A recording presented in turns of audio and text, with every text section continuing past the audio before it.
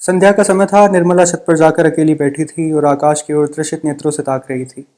ऐसा मन होता था कि अगर पंख होते तो वह उड़ जाती और इन सारे झंझटों से छूट जाती।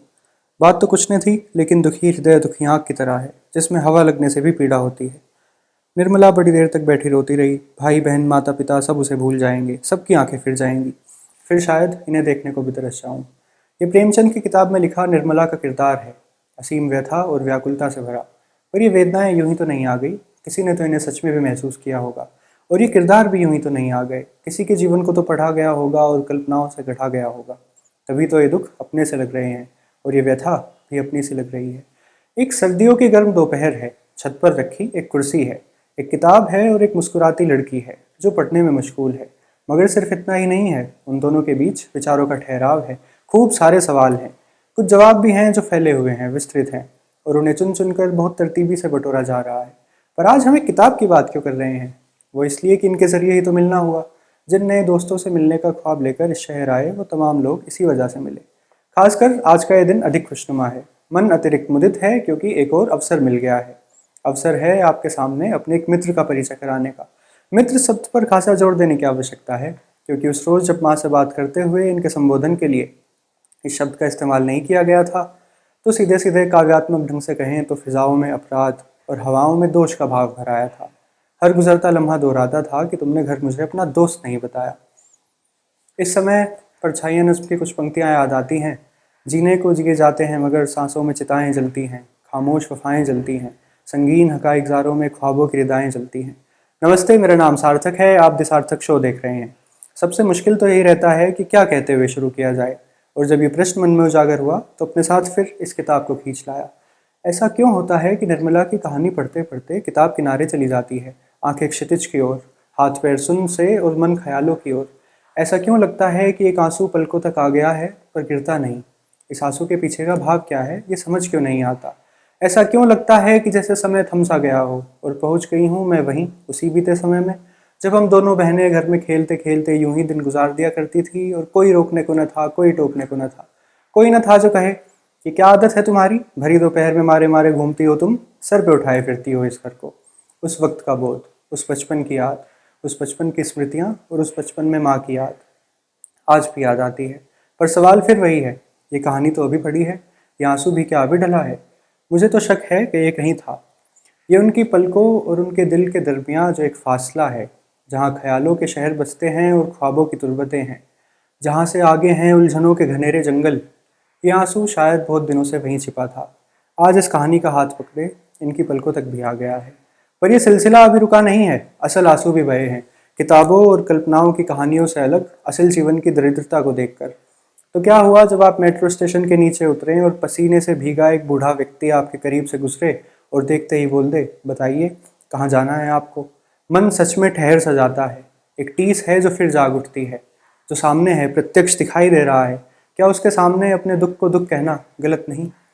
हर नया दिन नए अनुभव के साथ खत्म होता है और स्मृतियों के अवांछित बोझ को और वजनी बनाता जाता है। जिसने स्मृतियां बनाई उसने इस बोझ को फेंकने के लिए कूड़ेदान का इंतजाम क्यों नहीं किया? काफका और हुसैनी किताबें पढ़ते पढ़ते अक्सर इस तरह के ख्याल आना लाजमी है। समय बदलता है, कॉलेज में जूनियर से सीनियर के पद पर पहुंचते हैं। अब तक जिन सीनियर्स के साथ वाद विवाद करते आए हैं, अब उन्हीं के रोल को कॉस्प्ले करना है। साथ ही कुछ और नए दोस्त बनते हैं, अंग्रेजी से इतर हिंदी की किताबें पढ़ने वाले दोस्त, जिनसे मुलाकात तो सालों पहले भी एक बार हुई थी, पर अच्छे से पहचान अभी हुई है। जिसकी तमाम किताबें अभी भी बस्ते में मौजूद तो है, बस कमबख्त बाहर निकाल कर पढ़ने का समय नहीं मिल रहा। सोशल मीडिया पर कम सक्रिय लेकिन बेहद बेहद सोशल। घर में स्नेहा, बाहर दिव्या, लेकिन अपनों के बीच थेवी के नाम से विख्यात। जिनके जीवन में गुलाबी सुरमई आभा तब आती है जब आप जिक्र कर दें मौसम की उस पहली बारिश से सुगंधित हवाओं का और मिट्टी की खुशबू से भरी फिजाओं का। जब साथ में एक व्यक्ति हो, आकाश में घटा छाई हो और डांस करने का विचार चल रहा हो। पर आप इनके इस विचार से चौंकिएगा मत, कुछ मत कहिएगा। कोई संज्ञा या विशेषण देने की आवश्यकता नहीं है, क्योंकि सदा इनके पास एक मुंहफट जवाब तैयार रहता है, जिसे मुंहफट ढंग से ही कहने में ये आपको कभी नहीं हिचकेंगी। Cats are cute too. बहुत बहुत स्वागत है आज के द सार्थक शो में, या कहिए आज के द थेवी शो में, हमारी मेहमान अपनों की बहुत अपनी, बहुत आत्मीय और मेरी बहुत अच्छी दोस्त दिव्या ठाकुर का।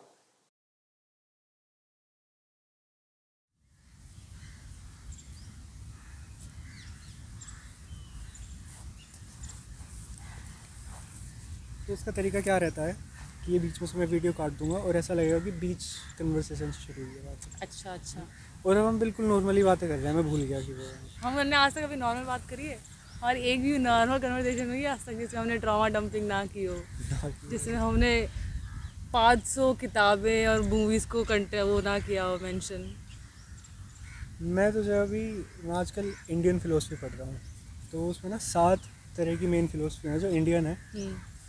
उसमें से 6 तो हैं आस्तिक, जो कहती हैं कि ठीक है भगवान है और फिर उस पर कुछ कुछ बात करेंगे वो। एक है चारवाक फिलोसफी, उसका सीधा सीधा मानना ये है कि यही जीवन है, ये तुम पैदा हो गए, मर जाओगे कुछ सालों में, तो जो कुछ करना है कर लो।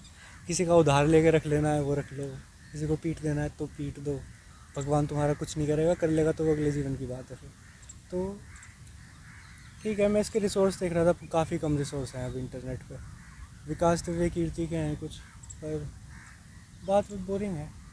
खैर, पर तू मुझे ये बता, शीना तो समझ में आता मैं है कुछ कि ऐड क्या। करना हाँ चाहूँगी वो इसमें कि कैसे मैं कभी कभी सोचती हूँ कि अब जब बहुत अवेलेबल हो गया है लोगों को कनेक्ट करने के लिए रिसोर्सेज, लाइक सोशल तुम यहाँ मीडिया। बैठे हुए किसी से कनेक्ट कर सकते हो, बट एट टाइम्स जब ये सब नहीं था और किसी से बात करने के लिए और क्या हो रहा है दुनिया भर में जानने के लिए बहुत रिक्वायरमेंट होती थी टेक्नोलॉजी की, उस टाइम पर भी सेम आइडियाज़ जो हिंदी में इन्वॉल्व हुए वही वेस्ट में इन्वॉल्व हुए, वही यूरोप में इन्वॉल्व हुए, वही इजिप्ट में इन्वॉल्व हुए।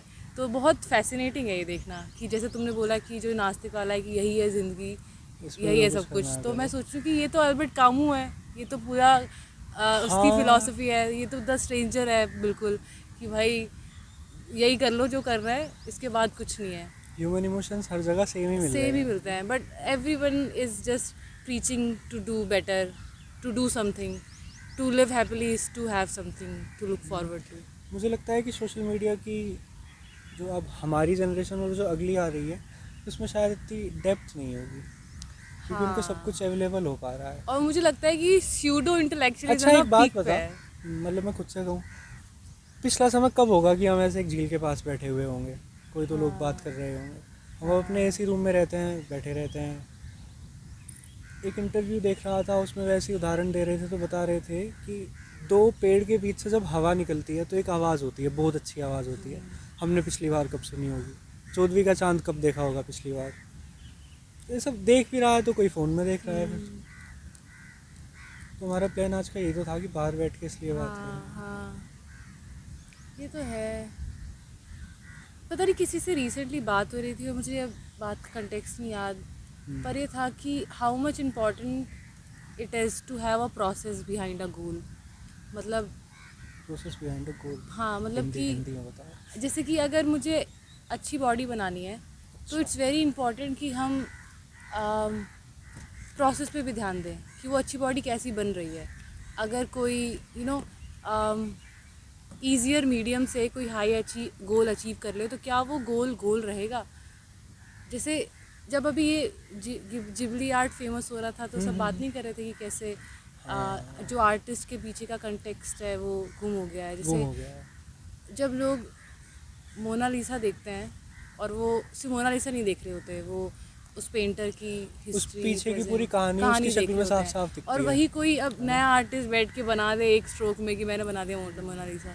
तो अगर तो जीपीटी को अब एक शायरी का पहला मतला दे देना किसी गज़ल का, कि ऐसी लाइन है, लोए प्रॉम्प्ट है, अब इस पर लिख दो, तो अगर वो उस पर 10-12 शेर लिख रहा है तो उसमें से 4-5 अच्छे मिल जाते हैं, काफ़ी अच्छे मिल जाते हैं। हाँ, तो क्रिएटिविटी पता को अब नहीं। इसकी एडवांटेज भी ले सकते हैं लोग, पर वैसे बेकार भी है, इसमें ह्यूमन क्रिएटिविटी कहाँ गई। तो हम ये वाला पार्ट जो मैं आगे बोलने वाली हूँ शायद वीडियो से हम इरेज कर दें, बट मेरे सामने एक कपल मस्त से इस पे वो कर रहा है मेकआउट। अरे हाँ, मतलब कुछ भी भाई, ओ एक डैम। मतलब वो कपल भी नहीं है, वो बच्चे हैं, दो बच्चे ही लग रहे हैं दूर से। अरे शिट, उन्होंने देख लिया कि हम उनको देख रहे हैं। ना उन्हें फ़र्क पड़ता, ना उन्हें फ़र्क अरे पड़ता। भाई सही में प्यार अंधा ही होता है। जैसे कानून अंधा होता है पर नहीं, कानून के हाथ लंबे होते हैं, लेकिन कानून को अंधा भी होना चाहिए। क्यों होना चाहिए कानून को अंदर? कानून को अंधा इसलिए होना चाहिए ताकि वो ये ना देख पाए कि ये अमीर है और ये गरीब है, ये अच्छा। हायर सोसाइटी का है, ये लोअर अच्छा, सोसाइटी का अच्छा। है, इसलिए कानून अंधा होता है। जो मूवी आई थी ना वो अंधा कानून, इतनी खराब मूवी है वो, मतलब अच्छी मूवी नहीं मूवी है देखी बट भाई कितना बुरा होता है यार उस मूवी में, उसके साथ अमिताभ बच्चन के साथ भाई। प्रेमचंद की जो किताबें होती हैं, जैसे इसमें बात कर ली हमने, तो प्रेमचंद क्या करेगा कि एक कैरेक्टर पकड़ लिया चले गए वो लोग।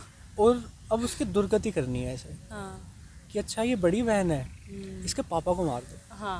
है ना। इसके पापा अच्छा को मार पापा दो। नहीं रहे तो अब शादी होनी है, इसकी शादी 45 साल की उम्र के आदमी से कराओ जो इसको भाव भी नहीं देता होगा, ठीक है। अच्छा और भाव देने की कोशिश करेगा तो तुम उस भाव को नहीं अच्छा अब चाहते। इसकी छोटी बहन रह गई, इसकी छोटी बहन को ऐसी जगह शादी करा दो जो बहुत ही आलीशान तरह से रहते हो, और वो आके फिर इसके सामने अपनी बात बताए कि मैं तो ऐसे रहती हूँ, मैंने आज ये खाया वो खाया, फिर बाद में इसको भी मार दो। सही में प्रेमचंद भाई, का ऐसा काम है। मुझे लगता है मोस्ट ऑफ इसमें भी, गुनाहों का देवता में भी, अब गुनाहों मैं का देवता स्पॉइलर में नहीं देना चाहती किसी को, बट लोग मर अब रहे हैं, देने हो तो दो भाई, लोग मर रहे हैं भाई। फन फन गुनाहों का देखता तो मुझे फिलोसफी भी लगती है कई बार। मुझे तो बुक बड़ी खराब लगती है। खराब मुझे लगी उसमें तुझे कहीं किताब? फिलोसफी नहीं लगी उसमें। मुझे लगा कि बस एक बूढ़ा आदमी है जो वो किताब पढ़ रहा है और इमेजिन कर रहा है कि ऐसी औरतें मेरे बारे में फैंटेसाइज करें, मेरे बारे में पागल हो हाँ, जाएं ये तो बात है और इसमें। मुझे अपना देवता माने और मैं उनको मतलब ऐसे ही उनको ज्ञान दूं। हाँ, कि मैं देख 3-3 औरतों की मदद करा रहा हूँ। 3-3 औरतें मेरे पीछे पागल है मतलब, और एनकरेज कर रही हैं एक दूसरे को कि जाओ भाई इसके लिए पागल हो जाओ। हाँ, तो तभी ये तो लगा उसकी मुझे। पत्नी ने फिर वो रेत की मछली लिखी थी। अच्छा। धर्मवीर भारती ने लिखी है। धर्मवीर हाँ। भारती की अपनी पत्नी के साथ नहीं बनती थी, हाँ, फिर of उसकी course। पत्नी ने किताब आने के बाद अपनी किताब लिखी। ऐसी बंदी की किसी से ना लेकिन मुझे पता है आर्ट में ये ट्रू बहुत अच्छा लगता है जब पति अपना एक पीओवी पब्लिश करता है, फिर फिर पत्नी करती है। पर लिखा कितना अच्छा गया है। हाँ मतलब हाँ। वो पढ़ के लगता है कि डैम भाई, मतलब क्या बातें की गई हैं। जैसे तुम्हें पता है मूवी हर और लॉस्ट इन ट्रांसलेशन, ये 2 मूवीज़ हैं। हर का तो पता है। हर इज़ आफ्टर डिवोर्स, जो पति था उसका क्या पीओवी रहा है, अच्छा और लॉस्ट इन ट्रांसलेशन उसकी वाइफ ने मूवी निकाली। अच्छा। और मैं ऐसे सोच रही हूँ कि यार ये लोग मतलब पूरे वर्ल्ड को अपना कैनवस ट्रीट करना, अगर कोई बात होती कि भाई आई एम द किंग और ये सब मेरे खिलाड़ी हैं, तो मज़ा आए। अब कुछ तेरे से रिलेटेड बातें करते हैं। चलो कर लेते हैं। तो जब कॉलेज का फर्स्ट ईयर था, जब लोग एक दूसरे को जान पहचान रहे थे, खैर हम कोविड के समय शुरू हुआ था, तो हमें नाम पता था, शक्ल अच्छे से नहीं पता थी। बात करते कि अच्छा अरे ये है क्या वो, ठीक है। तो तेरा इंस्टा पे नाम थेवी था, तो वो थेवी का क्या है, मतलब वो दिव्या से कैसे कनेक्ट हो रहा है? यार तो अब इसमें ना 2-3 रेफरेंसेस हैं जो कि लोगों को समझ में नहीं आएंगे। ना है ना। तो एक के पॉप आइडल है, 17 एक बैंड है, उस बैंड में एक दी 8 करके बंदा है, ठीक है। तो दी तो वहाँ से आया था, अच्छा, THE। DIVYA, तो हाँ, THE। DIVY, तो दा डी और आई को मैंने दा बना दिया और VY तो VY है। और ऐसा होता है ना कि जब हम हिंदी आखिरी का के A। हिंदी के किसी वर्ड को इंग्लिश में ट्रांसलेट करते हैं तो पीछे एक ए लगा देते हैं, हाँ है ना। ठीक है, हाँ। तो ऐसे ही एक शब्द है दिव्य और एक है दिव्या, अच्छा दोनों को जब इंग्लिश में लिखते हैं तो एक ही स्पेलिंग रहती है, हाँ, दिव्या का भी यही लेकिन रहेगा, दिव्य का मतलब ब्रिलियंस होता है और दिव्या का मतलब ट्री होता है। हाँ। तो मैंने सोचा कि यार अगर ए का मतलब यही है कि वही बस पीछे जुड़ जाना है उसको अपनी चौड़ में, तो उसको रिमूव कर देते हैं, तो मैंने ए को रिमूव कर दिया। एक तेरा नाम है शीना, चलो वो तो फिर भी ठीक है कि N और H हाँ, एक दूसरे से हाँ, रिप्लेस हाँ। हो गए। भाई शीना वाला अकाउंट के बारे में लोगों को मत बताओ। ना बताएं, ये तो एक्सेप्ट मत करियो ना, रिक्वेस्ट कैसे किया है। हाँ नहीं करूँगी, बट इमेजिन कोई मुझे मिल जाए और मुझे बोले कि अरे मैंने तुम्हें रिक्वेस्ट भेजी थी, फिर मतलब कितनी गिरी हुई सी हरकत नहीं है कि मैंने तुम्हें हाँ। रिक्वेस्ट भेजी है, तुमने एक्सेप्ट नहीं Accept करी, नहीं करी। एक्सेप्ट कर क्या और है, नहीं तुम्हें करनी उसे है। बोलना पड़े कि यार वो मैं इंस्टा ज़्यादा नहीं चलाती ना, इस वजह से। ऐसे भी क्यों बोलना कि अच्छा ध्यान नहीं गया होगा, ठीक है देखते हैं। तो भी जावेद अख्तर के शो में गई थी, तो मुझे कुछ याद नहीं है, बट हाँ कुछ मैं याद गई थी। नहीं है। खैर उस शो के बाद जब तूने आके मुझे बात बताई तो तूने बताया कि तू वसीम बरेलवी का मिस कराई थी उस साल, और वसीम बरेलवी फिर एक हफ्ते बाद लिलन टॉप में आए थे। ओह क्या बात तो है। वो एपिसोड मैंने पूरा देखा, और भाई ये तो क्या मतलब क्या ही आदमी है। मतलब जावेद सर वहाँ थे, स्टिल वसीम बरेली साहब was the main attraction. Aura उनका ही ऑरा रहा उनके जावेद सर से ज़्यादा हैं, बट वही है कि अब उस उम्र में ऑरा पॉइंट्स काउंट नहीं होते, सिर्फ सफ़ेद बाल काउंट्स होते हैं। वसीम बरेलवी 85 साल के हैं, और जब वो अपने वहाँ पे गज़ल वगैरह सुना रहे थे ना, मुझे लग रहा है कि मतलब कैसे पॉसिबल है कि एक आदमी 80 से ऊपर में इतनी अच्छी आवाज़ में गा सकता है। वो गा के सुना रहे थे अपनी गज़ल, तो बढ़िया था। अच्छा एक बात बता, जैसे अपने कॉलेज के 4 साल हैं, अब ख़त्म हो रहे हैं, अब तो ख़त्म हो चुके हैं, 4th ईयर भी गया, तो अगर तुझे अपने कॉलेज लाइफ को 1 2 3 4 ऐसे हिस्सों में बांटना है कि फर्स्ट ईयर में ये चीज़ मेन रही है, सेकंड में ये रही है, थर्ड में, अपना उदाहरण दूँ मैं, फर्स्ट ईयर सारा मशीन लर्निंग पढ़ने में गया है हाँ। और बाहर घूमने में गया है। सेकंड ईयर आयुषकारी के साथ काम करते हुए गया है। जो थर्ड ईयर था उसमें मैं बीच में ही लल्लन टॉप में चला गया था, और फिर लल्लन टॉप के बाद एकदम से बहुत मेजर लिटरेचर पढ़ने का सीज़न शुरू हो गया था। फोर्थ ईयर ठीक है, फोर्थ ईयर में कुछ प्लेसमेंट का पढ़े, फिर कुछ अब जो मैं कर रहा हूँ उसका पढ़ रहे हैं, तो मतलब मेरे तो 4 साल ऐसे बढ़ते हैं, तेरे कैसे बढ़ रहे हैं? फर्स्ट सेमेस्टर तो हमारा ऑनलाइन था, है ना। हाँ। सेकेंड सेमेस्टर, मेरे हिसाब से second semester was getting your people. मतलब सेकेंड सेमेस्टर के एंड तक मुझे समझ में आ गया था कि इनके साथ ये रहूंगी, हैं इनके और साथ ये नहीं है, ठीक है। और थर्ड सेमेस्टर है लिटम। मैंने थर्ड सेमेस्टर में लिटम ज्वाइन किया था, और फन बिट्स, थर्ड सेमेस्टर में बिट्स हुआ था। थर्ड सेमेस्टर में मैंने यूके फेस्ट में जाना शुरू किया था, बहुत अच्छा। एक्सप्लोर किया, दिल्ली एक्सप्लोर किया थर्ड सेमेस्टर में। फोर्थ सेमेस्टर में, मतलब सेकंड ईयर का आखिरी हिस्सा। फोर्थ सेमेस्टर में मैंने देखे हैं लोगों के फॉल आउट्स। अच्छा। हाँ, फोर्थ सेमेस्टर है जब चीज़ें दुनियादारी समझ आई थी क्या ख़राब होनी कि शुरू मैं हुई। भी इसी दुनियादारी का हिस्सा हूँ, और हाँ, भाई काफ़ी बेकार और है मैं तो। अवॉइड नहीं कर सकती। मुझे तो लगता था कि मैं सब अवॉइड कर लूँगी, ये सब जो हो रहा है, अच्छा। ये जब फॉल आउट्स हैं, जो पॉलिटिक्स है, बट ऐसा होता नहीं है। होता नहीं। और सेकंड सेमेस्टर में जो तेरे दोस्त बने थे, जिन्हें तुझे लग रहा था हाँ, कि ये रहेंगे साथ में, हाँ, उनमें से कितने रहे हैं? लगभग सब, सभी। लगभग सभी है। मतलब मैं नाम नहीं लूँगी क्योंकि नहीं, जिनका नाम नाम मैं वाम नहीं क्या लेना। लूँगी उनको ऐसा लगेगा कि यार हम भी तो थे, बट हाँ, दोज हु नो। तो ठीक है, फोर्थ सेमेस्टर ये हो गया। Fifth semester was semester of realization, and I think semester of love, I guess. ठीक है। ऐसे ही, मतलब मे बी मैं अच्छा लिटरेचर पढ़ रही थी उस टाइम पे। उसके बाद कौन सेमेस्टर आया था? सिक्स्थ, सिक्स सेमेस्टर मतलब वॉज थर्ड ईयर सेमेस्टर का ऑफ, आखिरी समय। आई गेस सिक्स सेमेस्टर वाला सेमेस्टर ऑफ डीएसए। बहुत ज़्यादा डीएसए किया है मैंने उस सेमेस्टर में। मतलब मैं करती पढ़ाई तो नहीं करी है। थी, बट मैं रोती बहुत थी करने में कि अरे भाई मुझे नहीं करना, मुझे क्यों धकेल हाँ, रहे हो इन मतलब सब फिर भी में। तू एक समय जाके बैठती थी कि अरे भाई हाँ, रोज हो, दो करना है, काम तो यस करना ही है। यस। सिक्स सेमेस्टर वाला सेमेस्टर है। Seven semester was the end of the beginning, नहीं, beginning of the end. Beginning of the end. हाँ। यस, कि अब ख़त्म हो रही हैं चीज़ें। अच्छा। अब जो तुम्हें लग रहा है कि अच्छा I know this person, you don't. या तो यू हैव फ्रेंड्स, या फिर they just exist and you just exist. Just अच्छा। बिकॉज तुमसे किसी की एक दो बार बात हो गई, तुमने उससे हाथ, मतलब बातचीत कर ली, इसका हाँ। मतलब ये नहीं है कि वो मतलब तुम्हारे एक्वेंटेंस या नेटवर्क में आ गए। अपने फ़ायदे से ऊपर फ़ायदा तो कोई किसी का नहीं रखेगा, और लड़कों पे भरोसा नहीं करना चाहिए। ये मैंने अपने अच्छा, 7th ये तूने सेमेस्टर में सीखा सीखा। है? यस, ये तो जीवन भर चलेगा। हाँ, चलना चाहिए जीवन भर, आई होप कि चले। 8th semester fun fun fun, because placement लग गई और प्लेसमेंट कोई लग प्रेशर गए। नहीं है अब कुछ भी करने का, मेरे पास टाइम है सोचने का। तो मैं वापस अपने शायद सेकंड सेमेस्टर में पहुंच गई हूँ। तूने वॉयलिन की छोड़ मैं दिया पर मैंने तेरे शुरू पास ही नहीं समय किया है। था ना, इसलिए अच्छा, शुरू ही नहीं किया। मैंने वायलिन लिया वॉयलिन फिफ्थ शुरू में। क्यों नहीं किया अभी तक? 5th में 2022 को मैंने वायलिन लिया था। अच्छा। फिर वो उस वायलिन को मैंने रखा, मैं उसको भी बजाती थी, उसको उठाना सीखा। मतलब वायलिन का most of the work is उसको उठाना, बो को उस पर रखना, और हर स्ट्रिंग को एक एक करके बजाना, वो मेन अच्छा। टास्क है। अच्छा। तो वो कर, उसमें आपको ट्यून करवाना पड़ता है वायलेंस को। तो मैं एक दिन ट्यून करी थी, और मैंने उसका एक माइनर ट्यूनर्स होते हैं आगे, तो हाँ। ई स्ट्रिंग का जो माइनर ट्यूनर था वो मैंने तोड़ दिया, बिकॉज ऑफ कोर्स। ये काफ़ी तू ही कर तो सकती फिर है, मैंने मुझे बहुत, नहीं मुझे आता। लगा कि अब इसको तो ठीक कराने में खर्चा आएगा, और इतने पैसे तो मेरे पास है नहीं। तो मैंने सोचा कि मैं रुकती हूँ। फिर मुझे पता चला कि ये तो 100 रुपये में हो जाएगा। तो आई गेस मैं फिफ्थ सेमेस्टर में, हाँ, फिफ्थ सेमेस्टर में मैंने फिर वायलिन ठीक कराया। अच्छा। फिर अब मेरे पास टाइम है कि मैं सीख लूँगी, तो मैं बात करती रहती हूँ लोगों से कि कहाँ से शुरू करूँ, कैसे अब तो करूँ। घर भी रहेगी। हाँ है, लेकिन उससे शोर बड़ा होता है और वो तो स्पीकर भी नहीं है ना कि मैं उसका वॉल्यूम कम कर सकती हूँ। वो जो आवाज़ करेगा वो करेगा ही, मैं कुछ नहीं कर सकती उसमें।